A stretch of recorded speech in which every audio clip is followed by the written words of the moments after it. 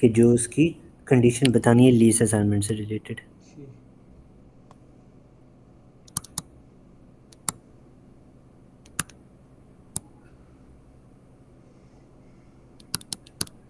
ठीक है, जी। तो 3 मार्क्स के लिए, तो इसका मतलब है आपने 3 ही कंडीशंस बतानी है ठीक सिर्फ। है। अच्छा, और किस चीज़ के लिए कि वो बिजनेस ऐसे जो डिस्पोजल रिलीफ है उसके लिए वो क्वालिफाई करता है या नहीं करता। अच्छा, अब ये बताओ, यहाँ पर वो क्या कह रहा था कि Ash limited sold quoted shares and made a capital loss of 1,65,000 on 1 November को। अब ये जो आपके डिस्पोजल ऑफ शेयर्स हैं लावा लिमिटेड के, क्योंकि वो लावा लिमिटेड के जो शेयर्स उसने डिस्पोज किए, हम्म। तो वो क्वालिफाई करते हैं बिजनेस एसेट डिस्पोजल, क्योंकि ये इसके एसेट्स हैं ना सारे, ठीक क्योंकि है। ये इसके एसेट्स हैं। हाँ। हमने इनके बारे में बताना है कि ये वो उस क्या कहते हैं क्राइटेरिया में फॉल करते हैं या नहीं करते हैं। तो अब ये जो डिस्पोजल ऑफ शेयर्स हैं लावा लिमिटेड के, ये क्वालिफाई करते हैं बिजनेस एसेट डिस्पोजल रिलीफ के लिए या नहीं। सही है। मैं पूछ रहा हूँ आपको, सेल करते हैं या नहीं करते, क्या ख्याल है आपका। ऐसे ऐसे ये तो करता है, इसलिए कि देखिए 30 लीज है 37 ईयर्स का, ठीक है ना। लीज। नहीं नहीं, अभी शेयर्स की बात हो रही है, क्योंकि शेयर्स की बात हो रही है, ये जेन में रखने बात, अभी शेयर्स की बात करें, ये डिस्पोजल नहीं, उसने शेयर तो हम लोग लीज शेयर्स नहीं की। लेते ना। क्या हुआ है। शेयर तो लीज नहीं जाता ना, शेयर। नहीं नहीं, आपने ये देखो रिक्वायरमेंट आपने पढ़ी नहीं है, ये देखने एक second. State the condition that must be satisfied as assignment of the lease hmm. being associate disposal for the purpose of business asset। वो बोला बिजनेस एसेट डिस्पोजल का रिलीफ क्या क्या होगा। रिलीफ क्या हो गया, और बिजनेस एसेट के जो डिस्पोजल रिलीफ के लिए क्या क्या क्राइटेरिया होते हैं वो जी। कुछ पता है आपको। पता तो था, भूल गया, कुछ देखना पड़ेगा एक बार। अब चलो एक तो चलो बताता हूँ ना, जो लीज की हम बात करें वो लीज तो डेफिनेटली है, हाँ। क्योंकि जो लीज है वो ऐश ने ओन की हुई है, और वो उस प्रॉपर्टी को टोटली किसके लिए यूज़ करे, बिजनेस के लिए यूज़ करे, हाँ। ऐसे ही है। ठीक है। ये है ना, ये सेल ऑफ शेयर्स इनकी बात करें, ये जो सेल ऑफ शेयर्स उसने सेल किए वो बात हो रही है, ये तो वो कैपिटल लॉस उसने किया है। अब पहला जो क्या है, पहला पॉइंट उससे कहते हैं क्या है कि जो lease definitely,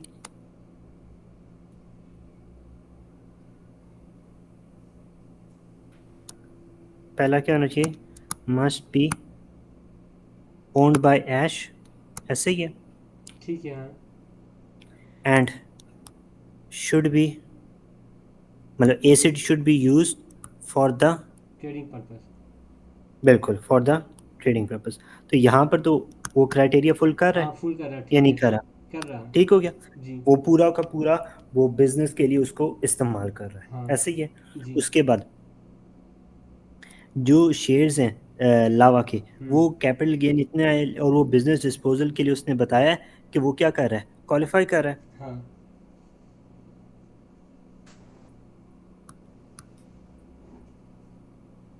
so Ash disposal of shares qualify for business asset disposal relief. जी, ये पॉइंट समझ आया, ये वो सेम वो ये जो इसने यहाँ पर कहा हुआ है, पहला point, the sale of the shares in Lava Limited resulted 2,35,000, जो आगे बिजनेस एसिड डिस्पोजल रिलीफ के लिए क्वालिफाई कर रहा ठीक है। है। ये पॉइंट समझ आया। हाँ।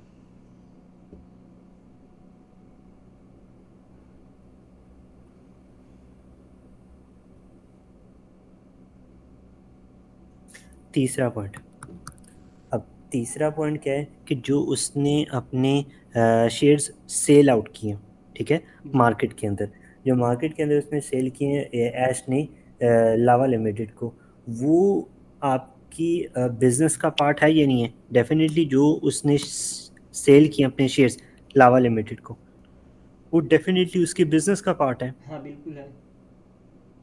तो वो भी आपकी बिजनेस एसेट जो डिस्पोजल रिलीफ है उसके क्राइटेरिया या जो कंडीशन है उसको मीट करता है। ठीक।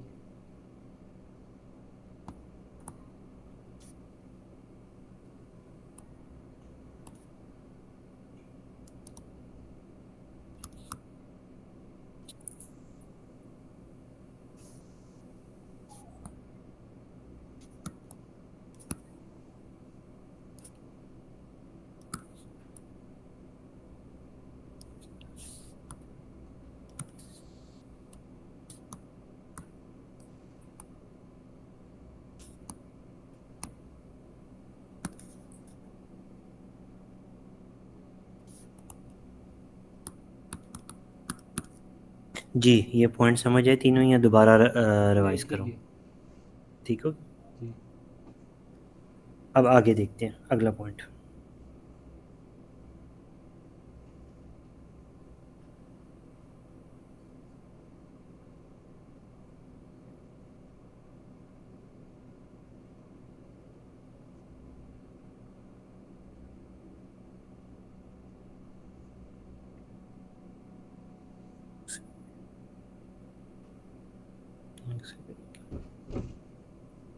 एक मिनट।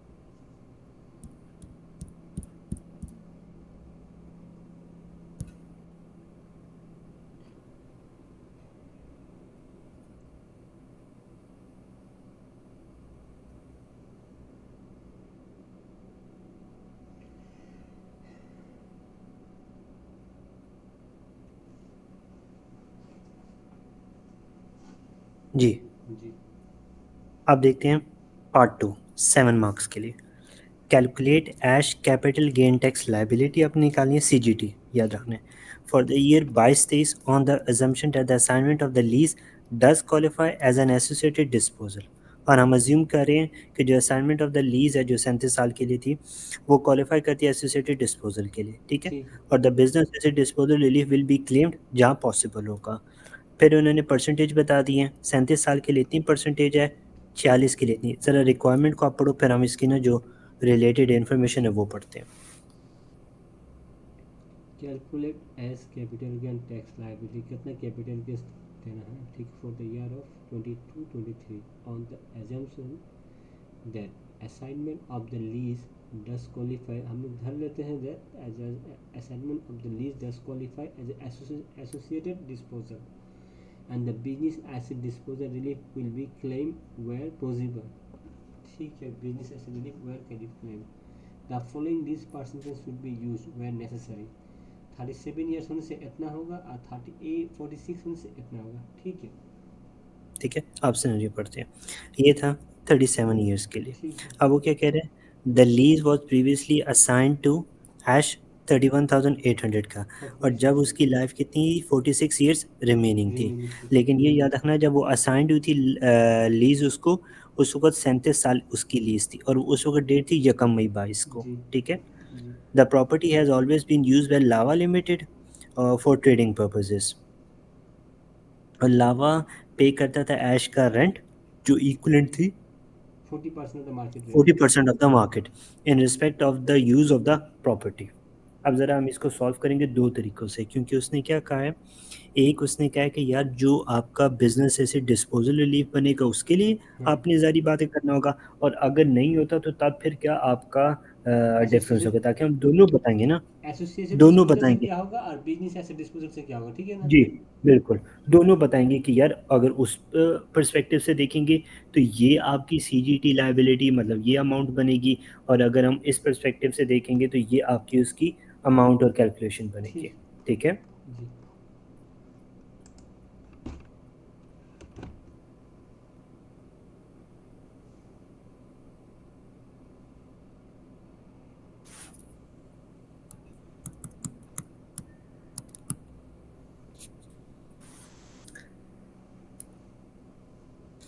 पहला आ जाएगा आपके पास बिज़नेस एसेट डिस्पोज़ल रिलीफ़ के मुताबिक, और बिल्कुल। अगर no business asset disposal relief available ही नहीं है, जो उसने बात की आपकी।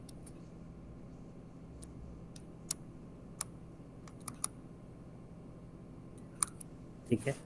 अब सबसे पहले आपने देखना है कि यार जो शेयर्स पर गेन हो रहा है वो कितना,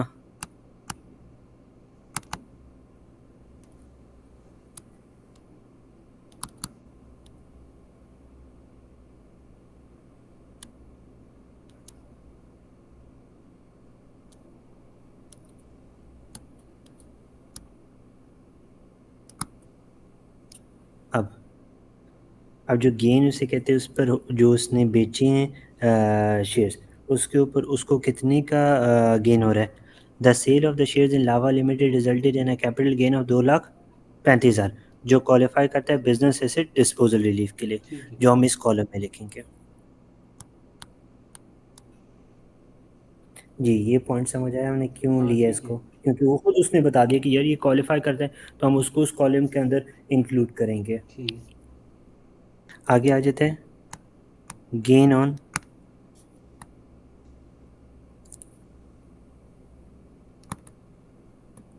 assignment lease.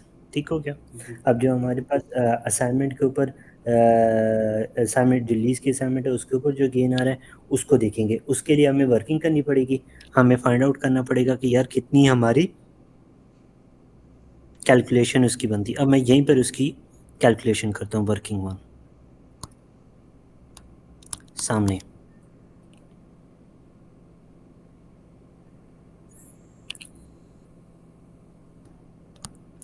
Gain on assignment of lease. ठीक है। अब जो अगर हम प्रोसीड्स पकड़ेंगे, जो इनिशियल उसके पास प्रोसीड्स थी वो ये हैं 37 ईयर के लिए, 1 मई 2022 को, वो कितनी है। 1,10,000। बिल्कुल, ये जो इसने बेची हैं। और जो आपकी डीम कॉस्ट बनती है, ये कुछ फार्मूला पता है ये हाँ, असाइनमेंट लीज के लिए आप डिस्पोजल कितनी माइनस फाइंड आउट परचेज, वो रेट अब डिवाइडेड डिस्पोजल लिया। करते हैं। हाँ, अब डीम कॉस्ट है। अब डीम कॉस्ट आप किस तरह उसे कहते हैं इसकी फाइंड आउट करोगे। जी। वो क्या कह रहे हैं, लीज जो प्रीवियसली असाइंड थी कितनी थी, 31,800 की 800। थी, जब उसकी लाइफ कितनी थी, 40 40 साल। साल की।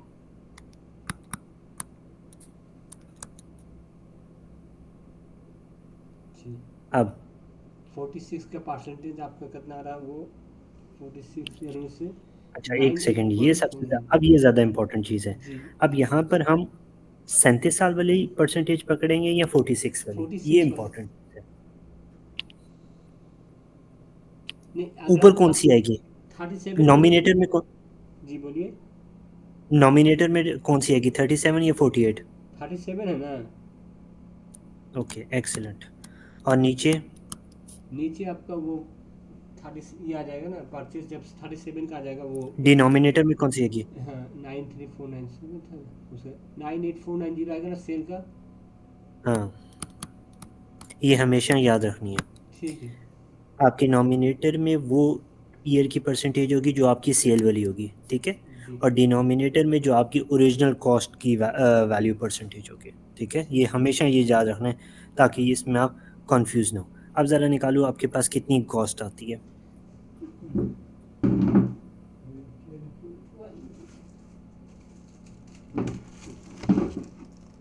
31800 मल्टीप्लाई 93.497 डिवाइडेड 98.490 जी, 30186। 6 और 1 7। 6 राउंड फिगर 6 5 आया था, हम राउंड फिगर ओके, 6 कर ठीक दिए। है, कोई इशू नहीं। अब माइनस करो, आपके पास गेन आ जाएगा 110 इसका। 240 जी, इस 79814। ठीक हो गया, ये वैल्यू इधर आ गई, जी। ये इधर आ जाएगी 798,144। 8114। अच्छा, अब ये समझना है वो क्या कह रहे हैं। लावा पेड ऐश एंड और इक्विवेलेंट उसकी वैल्यू कितनी थी, 40% ऑफ द मार्केट वैल्यू, ऐसे ही है। जी। 40% ऑफ द मार्केट वैल्यू, तो इसका मतलब है आपको कितने परसेंट की उसकी वैल्यू असाइनमेंट लीज के लिए निकालनी होगी। 40% जितना है। जी, तो आप क्या करोगे, मल्टीप्लाई बाय, 40। नहीं नहीं नहीं नहीं, 60 ना। जो 60, जो राइट। क्वालिफाई करेगी वो 60 के लिए, जी। और जो उधर आएगी यहाँ पर वो 40 के लिए होगी। ठीक। जी, वो फोर करो नाइन कितनी आ एट रही है, एट नाइन कितनी। 49889। 49,889। 889 और अब 79,814 का 40% लो यहाँ।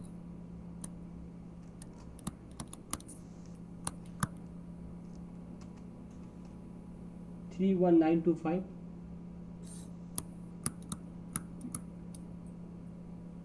ये पक्की बात है, ये यही है, ये दोबारा करो। अच्छा हम कर रहे हैं। और पीछे देखिए थोड़ा, और इसे हाँ, 79814 814 इंटू टू 60%। 47884। हाँ ठीक है, 47884 आएगा, सॉरी 88, ठीक है 47888, ठीक है ठीक है, सही। 4788, जी। 47884, ठीक हो गया। नहीं अच्छा, नहीं अब नहीं नहीं, आगे फोर देखते हैं। सेवन एट एट एट होगा, 3 तो 8, सॉरी 47888, हाँ ओके, अब ज़रा आगे देखते हैं लैंड की जो बात कर रहा है। ठीक है। एश परचेज 8 हेक्टर्स से, लैंड की वैल्यू 27,400 है, ठीक हो गया। हाँ और एश सोल्ड 6 हेक्टर्स ऑफ लैंड 42,000 के, इतने। रिमेनिंग जो 2 हेक्टर्स हैं वो 18,000 के हैं। तो अब जो लैंड होगी वो क्वालिफाई करेगी बिजनेस एसेट डिस्पोजल रिलीफ के लिए या नहीं? लैंड तो क्वालिफाई करेगा बिजनेस एसेट में। पक्की बात है? पक्की बात है ना। ये सोच लो, दोबारा सोच लो। क्योंकि वो लैंड, नहीं ठीक है, लैंड बाद दे के आता है, हाँ वो हम उस दिन हमने किए थे ना कि लैंड उसके बाद दिए या थे। ठीक है, बाद में आएगा। ठीक है। अब क्या करेंगे, सबसे पहले हम क्या निकालेंगे, गेन ऑन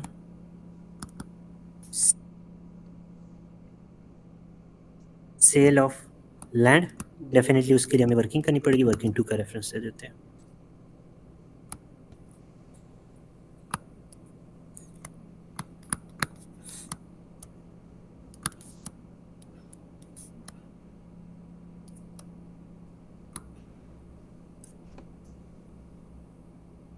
अब सबसे पहले आपकी उसकी प्रोसीड्स आ जाएंगी। जी। 4233 कितनी से कहते हैं हमारे पास प्रोसीड, उसने उसकी लैंड की बताई है ये।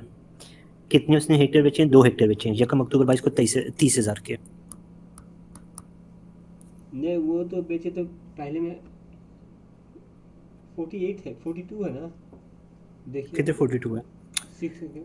हम ये देखो, ये डिस्पोजल एसेट्स किए हैं उसने, हम उनमें से उनकी डिटेल जा रहे हैं वन बाय वन। अच्छा। पहले हमने जो वो देखा, अब हेक्टर लीज देखा, फिर हेक्टर की बात हाँ करें। सॉरी हाँ। सबसे पहले उसने हेक्टर बेचे दो, दो। 30,000 के, ठीक है। यम यकम अक्टूबर 22 को, और वो आपने जो वो बेचे हैं वो 18 से सॉरी पहले की हाँ। वो बात है। अभी जो रिसेंट है उसकी हम बात कर रहे हैं। ठीक है। ठीक है, अब लेस करेंगे जो आपकी डीम कॉस्ट, मतलब जो रिमेनिंग बचेगी।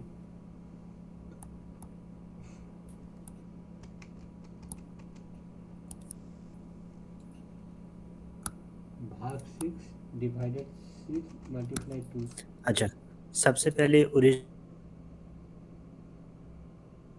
कॉस्ट आ जाएगी उसकी। जी।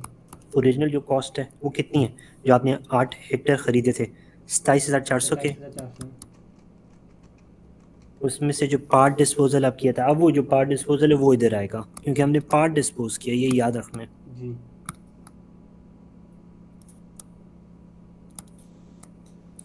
पार्ट डिस्पोजल आपने क्या किया है, 42,000 का बेचा है। तो 42,000 का बेचा और उसकी जो कॉस्ट थी वो 27,400 थी। और कितने का उसे कहते, रिमेनिंग 2 हेक्टेयर है, 18,000। तो हम क्या करेंगे, जी। 27,400 हाँ इंटू 42,000 डिवाइडेड बाई 42, जितने की वैल्यू है, प्लस 18,000। ठीक है। ये समझ आया ये कैसे किया है? हाँ वो नीचे रिमेनिंग जो है उसे ऐड करना पड़ता है ना, ऊपर में तो जी, एग्जैक्टली। ठीक है। आप देखो कितनी इसकी पार्ट डिस्पोजल कॉस्ट आ 27 रही है। मल्टीप्लाई 42 डिवाइडेड 42 और 18 में 8 2 10 5 60,000, 19180। 19,180 माइनस करेंगे हम। सुहेल, जी अब देखो आपके पास कितनी 270, अमाउंट आती है जो इधर हम लिखेंगे। 8220, 8220। अब ये माइनस करो, आपके पास चार्जेबल गेन आ जाएगा जी। माइनस लैंड की के लिए, जो हम उधर अपनी मेन परफॉर्मा में ऐड करेंगे। 21780।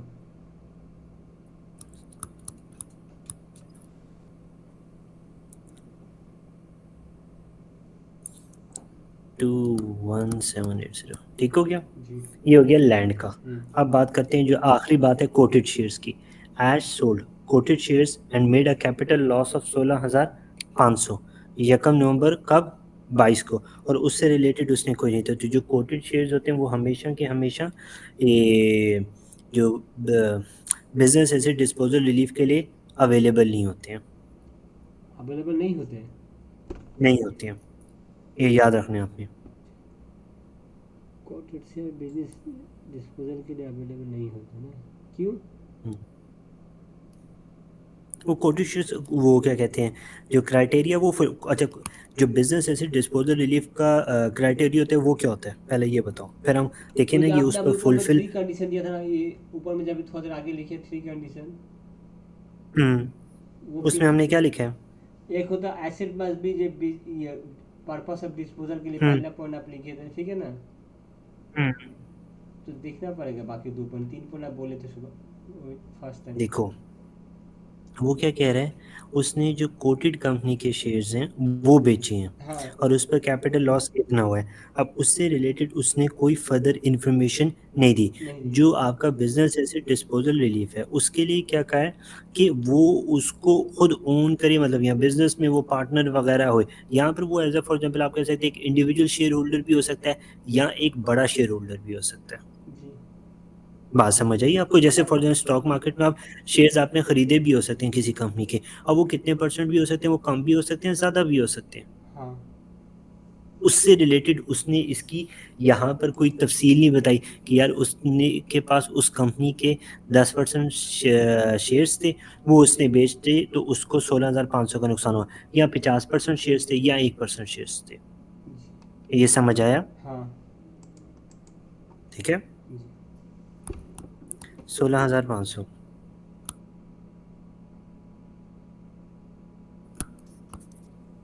ये जैसे माइनस कर, अब इनको ऐड करो इन दोनों को और इन तीनों को करो, और देखो आपके पास कितनी अमाउंट आती है। 31925 प्लस 21780 माइनस 16500, 37205। ठीक हो गया।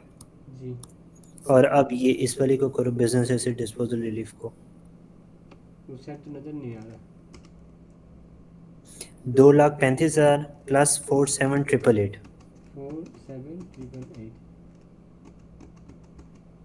47888, 2,35,000, 282,888।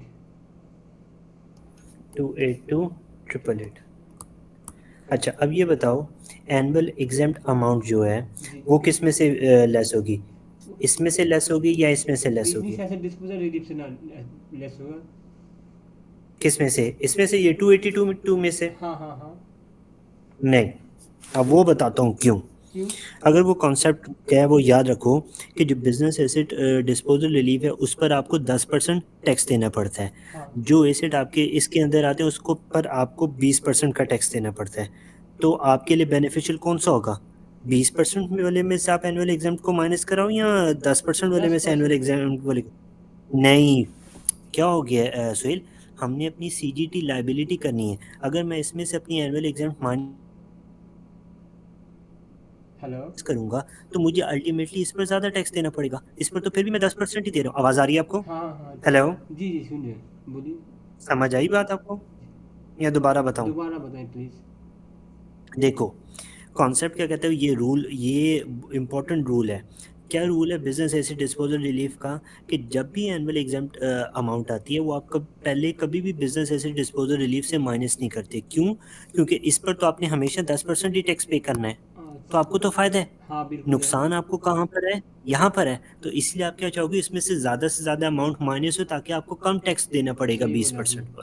ठीक है। ठीक है, हाँ। क्योंकि आप एज ए एडवाइजर के तौर पर आपने उसको रिकमेंडेशन देनी है। तो ठीक है। एनुअल एग्जाम अमाउंट कितनी है उसे कहते हैं, इसकी बनती है 12,300 है। 12,300। माइनस थ्री करेंगे, seven two zero five minus बारह हमारे हज़ार तीन पास सौ चार्जेबल गेन टोटल आ टू जाएगा। फोर नाइन जीरो फाइव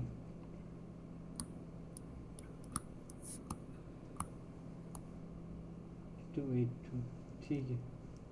अब इन पर टैक्स लगाएंगे, डेफिनेटली इस पर लगेगा 10% का टैक्स हाँ और इस पर लगेगा 20% का टैक्स। ठीक है, लेकिन वो तो हम लोग तो बेसिक रेट टैक्स पेयर थे ना, वो जो हम लोग का तो इनकम आपका हाँ, अच्छा ये ज़हन में रखना, जो बिजनेस एसेट डिस्पोजल लीव मेरे ख्याल से आपने पढ़ा नहीं हुआ, उसका रेट ही फिक्स है, वो 10% है, अच्छा ये याद रखना। ठीक है। उसका रेट ही 10% है। 10%, ओके। तो अब निकालो 10% पर कितना आपके पास सीजीटी मतलब आती है, टू एट टू और इस पर कितनी। डबल एट नाइन 28289, 10%, ठीक है ना। 89, और यहाँ आ गया 4981। अब इन दोनों को ऐड करेंगे, जी, आपके पास सीजीटी आ जाएगी, two eight capital two gain tax liability. Eight nine 33270। ये आपका आंसर है इसका, ठीक समझ आया आपको। है जी। ये याद रखना है, कभी भी एनुअल एग्जाम अमाउंट आपने बिजनेस ऐसे डिस्पोज, क्योंकि अगर हम ना करते इसको तो कोई फर्क नहीं पड़ता, या ये आप तो फिर सही भी बोला, अपने दस क्योंकि वो परसेंट 10% में फिर ज़्यादा हो जाता जी ना 20% देने से। ठीक है, सही है। यहाँ पर आपको नुकसान होना था, तो आपने एज अ एडवाइजर के तौर पर देखना है। ठीक है। आगे देखते हैं।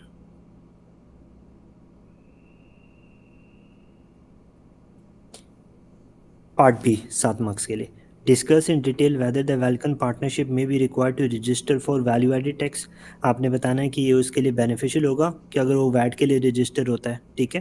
जी और the advantages and disadvantages for the business of registration, registration के आपने बेनिफिट बताने हैं और डिसएडवांटेजेस के बताने हैं। अब ये जेन में रखना, ये 7 मार्क्स है, जी इसकी डिस्ट्रीब्यूशन क्या होगी मार्क्स की। 4 मार्क्स आपको देने पड़ेंगे जो इनिशियल रजिस्ट्रेशन के उसको करना चाहिए या नहीं करने चाहिए, हाँ उसकी क्या रिक्वायरमेंट है वैट को बिजनेस को रजिस्टर करने के, तो 4 मार्क्स तो वो आपके वो होंगे। ठीक है। 2 मार्क्स के लिए आपके एडवांटेजेस हैं, 2 मार्क्स के डिसएडवांटेजेस हैं, ठीक ठीक है। है, एडवांटेज अब ज़रा पढ़ते डिसएडवांटेज हैं। हमको याद आ रहा, हम बाद में अच्छी थी, आप बताइए, पहले पहले आप हाँ, पढ़ लेते हैं, फिर हम बाद में। अब ये वेलकम को ज़रा पढ़ लेते हैं। जी welcome. Welcome partnership has a 31 March year end, monthly turnover उसकी स्टैंडर्ड रेटेड 400 है। और ये ज़हन में रखना, हमने इनको 12 से मल्टीप्लाई करना है क्योंकि ये मंथली है, हमें एनुअल देखना होता है, ओ राइट, ठीक है। ठीक है। एग्जाम सप्लाईज 100 हैं, जीरो डेटेड सप्लाईज 5600 है। Its turnover is expected to increase slightly in 2024। Gee none of its customer are registered for the purposes of VAT, Ash expect to receive less profit from welcome for the year 23-24 then he did in 22-23। तो वो expect कर रहा है कि 23-24 में उसको कम profit होगा जो उसके पास 22-23 है। अब ज़रा मुझे बताओ, किसी भी बिज़नेस को रजिस्टर करने के लिए क्या इनिशियल रिक्वायरमेंट होती है, कि अगर वो ये रिक्वायरमेंट या क्राइटेरिया फुलफिल करता है तो उसके लिए कंपलसरी हो जाता है वैट को रजिस्टर करने के लिए। हाँ आप बताओ। ठीक है। इसमें जी हमको सुहेल। ये हमको देखना पड़ेगा, याद नहीं आ रहा, लेकिन हम इतना बोल सकते हैं, जैसे कि एडवांटेज डिसएडवांटेज हम आपको बताएं। जैसे कि एडवांटेज होता है कि आप यदि जो आप परचेज करने टाइम जो टैक्स दे वैट दे के आए थे, वो यदि आप रजिस्टर होते हैं तो उसमें से आप वो रिटर्न ले लेते हैं गवर्नमेंट से, ठीक है ना। ये ठीक है। एक एडवांटेज है। और एक एडवांटेज है आपका उसमें, डिसएडवांटेज ये है कि आप जब वैट चार्ज करते हैं तो प्राइस का दाम बाहर जाता है, तो प्राइस का दाम बाहर जाने से फिर कस्टमर आपसे नहीं लेके फिर दूसरा से भी किन सकता है प्रोडक्ट, कि जब वैट दे के लाएंगे तो आप तो वैट फिर कस्टमर से लेंगे। तो डिसएडवांटेज तो अनदर हुआ आपका, जो वो प्राइस बाहर जाएगा तो कस्टमर डीमोटिवेट हो जाएगा किनने के लिए। ठीक है, अब ये सही हो गया। अब ज़रा रिक्वायरमेंट की कंडीशंस देखनी है जो हाँ इम्पोर्टेंट है। रिक्वायरमेंट का देखिए, ठीक। रिक्वायरमेंट वैट की रिक्वायरमेंट के लिए, वैट के लिए क्या इंपॉर्टेंट होना चाहिए, अगर आपकी 12 महीनों की जो सेल है। सेल्स हैं, जैसे मैंने आपको बात किया या मंथली है, वो 85,000 पाउंड से हाँ ठीक है, एक्सीड कर अब जाती याद है, आया, हाँ ठीक है। ठीक है, अब तो एटी फाइव तब थाउजेंड लिमिट। ये लाजमी हो जाएगा वैट को रजिस्टर करना। ठीक है, मैंडेटरी। जी, if supplies sale. exceeds by 85,000, so then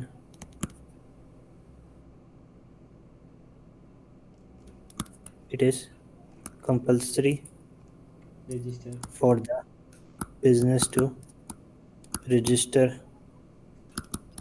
for VAT, ये याद रखना है आपने। जी ठीक हो गया, ये हो गया पहला पॉइंट कि अगर वो 85,000 से एक्सीड करेगा, जी एक्सीड बाई 85,000 फॉर ईयर, एक साल के लिए, एक साल के वक्त के अंदर, ठीक है, 12 महीने के पीरियड के अंदर की बात हो रही है, ठीक है। और अगर however if their supplies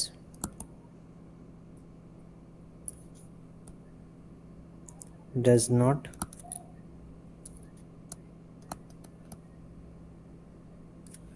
exceeds by 83,000 या लेस देन 83,000 आप कह लो, जी so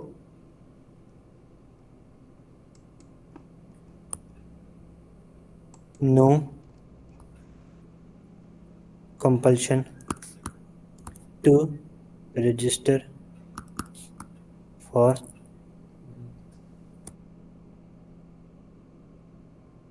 VAT, ये याद रखना आपने, ठीक है। ठीक ये आपकी दो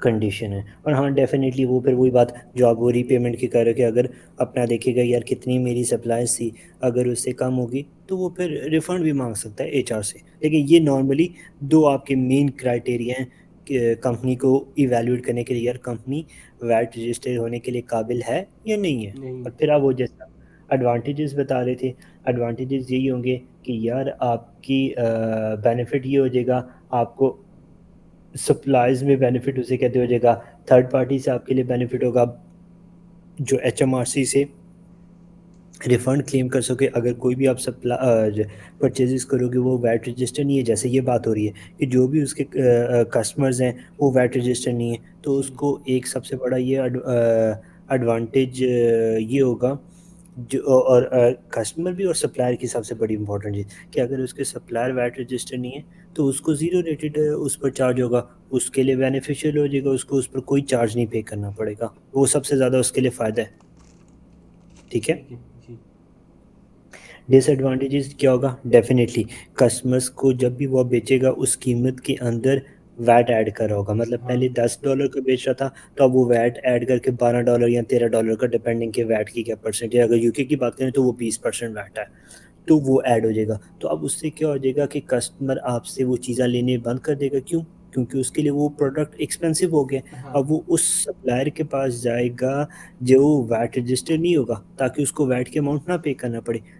ये नॉर्मल सिचुएशन है, लेकिन ज़्यादातर डेफिनेटली अगर सारे कंपैटिटर जो सप्लायर्स हैं वो वैट रजिस्टर है तो फिर तो मतलब क्या कहते हैं, बैलेंस उसे कहते होगा। लेकिन जो मेजर डिसएडवांटेज वो यही होगी, आपकी जो प्रोडक्ट की कॉस्ट है वो इंक्रीज़ कर जाएगी, जिसकी वजह से आपका कंपटीशन लेवल हाई बहुत ज़्यादा हो जाएगा और आपके प्रॉफिट मार्जिन और कस्टमर्स आपको लूज़ होना बहुत ज़्यादा शुरू हो जाएंगे। जी और फिर इसका सबसे बड़ा डिसएडवांटेज क्या होगा, अगर वैट रजिस्टर हो जाता है आपको इंश्योर करना पड़ेगा कि आप अपने जो वैट रिटर्न्स हैं वो टाइमली सबमिट कराओ। अगर आप टाइमली सबमिट नहीं कराओगे तो डेफिनेटली पेनल्टीज़ वगैरह आप पर इम्पोज होगी और आपको फ़ाइन वगैरह पे करना जी पड़ेगा, जो सबसे बड़ा डिसएडवांटेज है।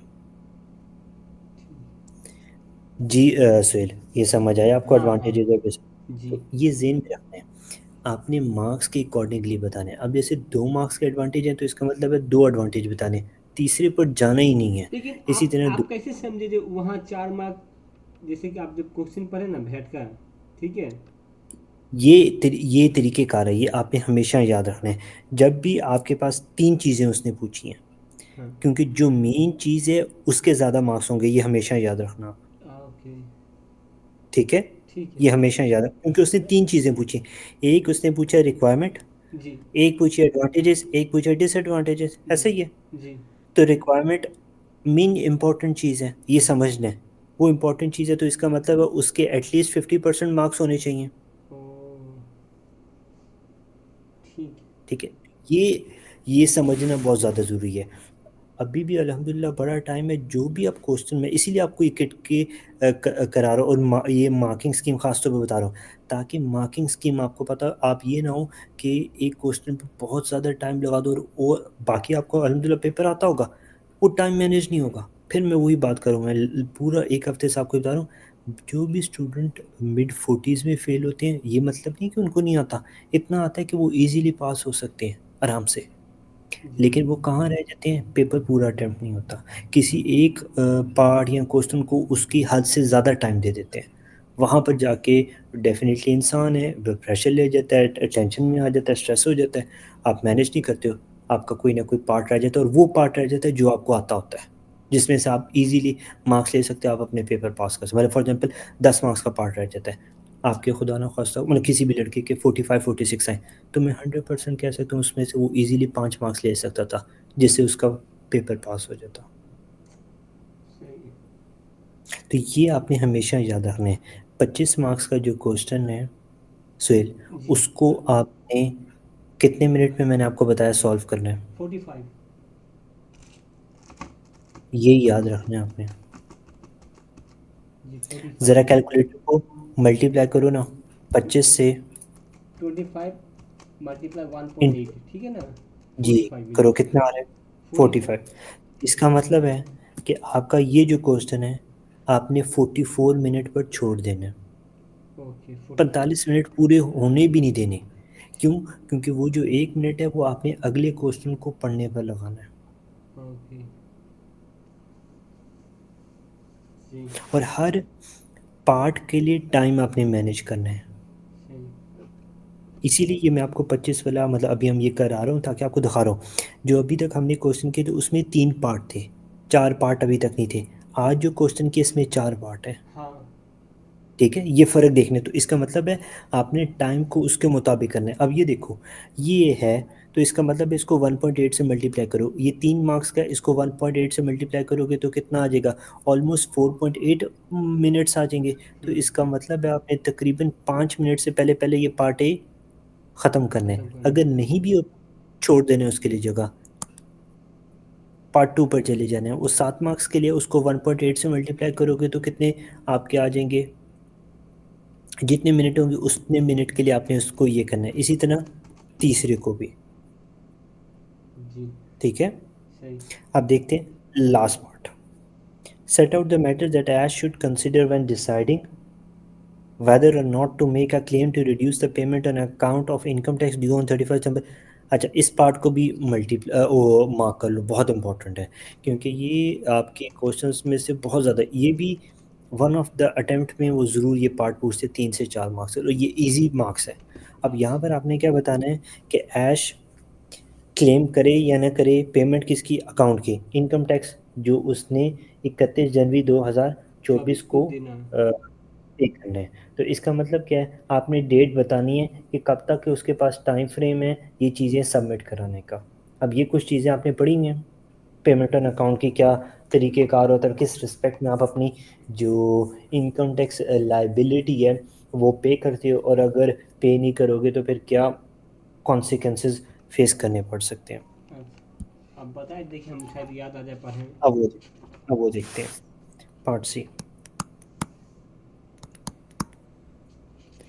जो पेमेंट ऑन अकाउंट है आपकी, ठीक है, जी। जो सबसे, क्योंकि आपने जो इनकम टैक्स पे करनी है वो आप अपनी इंस्टॉलमेंट पे भी पे कर सकते हो, तो जो फर्स्ट पेमेंट होगी आपकी, जी। First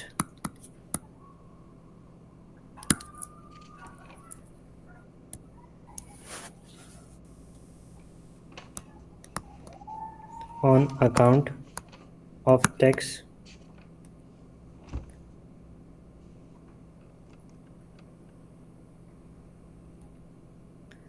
due on 31 January 2024। जी। सो आपकी जो फर्स्ट पेमेंट है अकाउंट ऑफ टैक्स की, वो कब ड्यू होगी, 31 जनवरी 24 को। 2024 को। ठीक है, और ये आपकी फर्स्ट पेमेंट होगी किस रिस्पेक्ट में, आपकी इनकम टैक्स की पर, ठीक क्योंकि आपका ईयर कब ख़त्म हो रहा है ये याद रखना है, है। ईयर आपका का ईयर मार्च ख़त्म में हो ख़त्म रहा हो रहा है जी, आपका ईयर ख़त्म हो रहा है 31 मार्च 2023 24 23। को। इसको, तो इसका मतलब है कितने महीने बाद आपको पे करनी पड़ेगी पहली पेमेंट? ऑलमोस्ट 9 मंथ्स बनते हैं मेरा ख्याल है, या अप्रैल 10 मंथ्स मई बनते जून हैं। जुलाई अगस्त सितंबर अक्टूबर नवंबर 10 मंथ्स। दिसंबर जनवरी 10 मंथ्स 10 मंथ्स। तो ये डेट याद रख लो, 3 मंथ्स। ये याद रख लो, ठीक है। ये भूलना नहीं है। जी। ये अब डेफिनेटली पेपर में तो यही ईयर होगा, लेकिन एज्यूम करते हैं ईयर टैक्स ईयर चेंज है।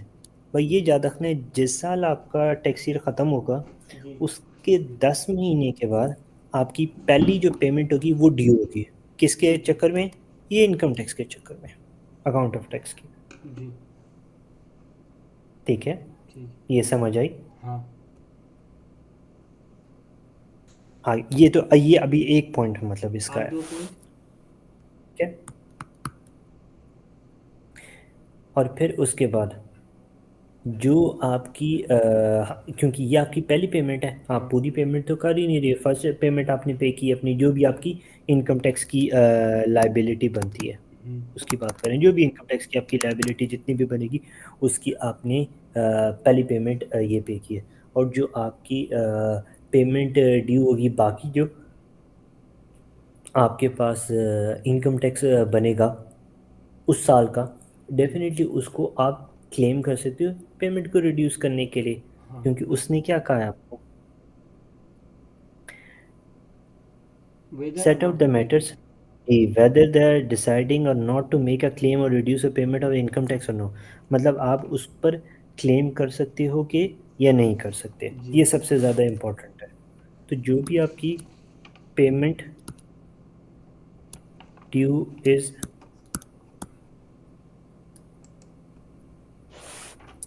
Half of income tax payable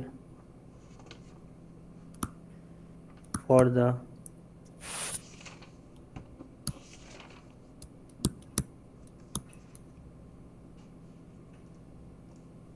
unless, जो ऐश है वो क्लेम नहीं करता। क्या पेमेंट ड्यू इज।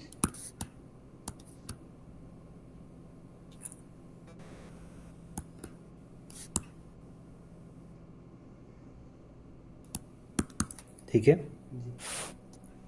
वो पेमेंट तब तक आपकी ड्यू नहीं होगी अगर आपकी इनकम टैक्स जो पेबल है, जब तक ऐश नहीं उसको क्लेम करता।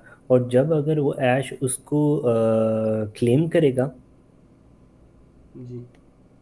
तो फिर डेफिनेटली उसको बाकी जो फैक्टर्स हैं उसको भी असेस करने पड़ेंगे, वो भी देखना पड़ेगा। अगर वो क्लेम करेगा रिड्यूस पेमेंट, तो तब फिर क्या होगा? अगर वो रिड्यूस करता है पेमेंट क्लेम करता है। ठीक।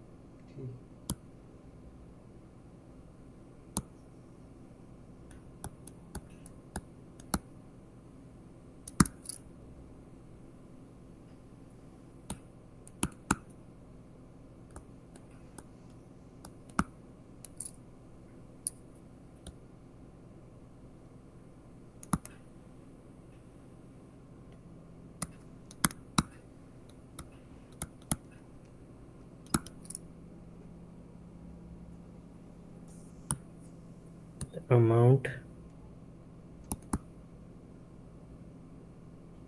पेबल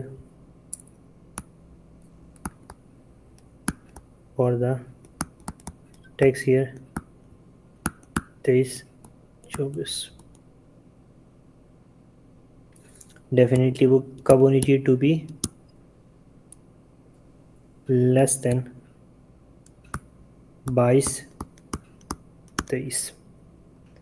अच्छा, अब वो क्या कह रहा है कि Ash can make a claim अपनी पेमेंट को रिड्यूस करने के लिए, तब जब वो अंदाज़ा लगा रहा है कि जो उसकी अगले साल की जो इनकम टैक्स पेबल है वो कम होगी करंट ईयर से, तब वो क्लेम कर सकता है ये।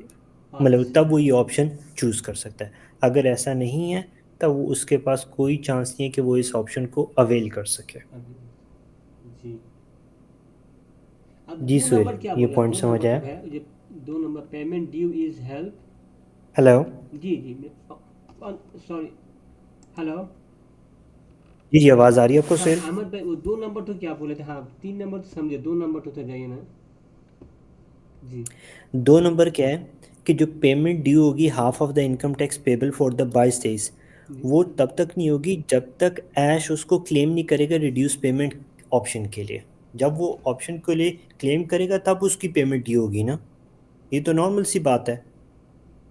ये बात समझ आई? नहीं, payment due is half of the income tax payable for tax the, payable हाँ, for the 22 days until unless as makes a claim to reduce the reduce the payment। Payment. हाँ, जब तक वो वो तभी, जी, जब जी। तक वो ऑप्शन अवेल नहीं करेगा तब तक उसकी पेमेंट हाफ नहीं होगी ना। रिड्यूस पेमेंट का मतलब क्या कि यार मैंने 10,000 की अपनी अज्यूम इनकम टैक्स लाइबिलिटी पे करनी है, ठीक हाँ है। हाँ। तो ऐशिया कहते हैं नहीं यार मैं चाहता हूँ कि मेरी पेमेंट रिड्यूस हो जाए।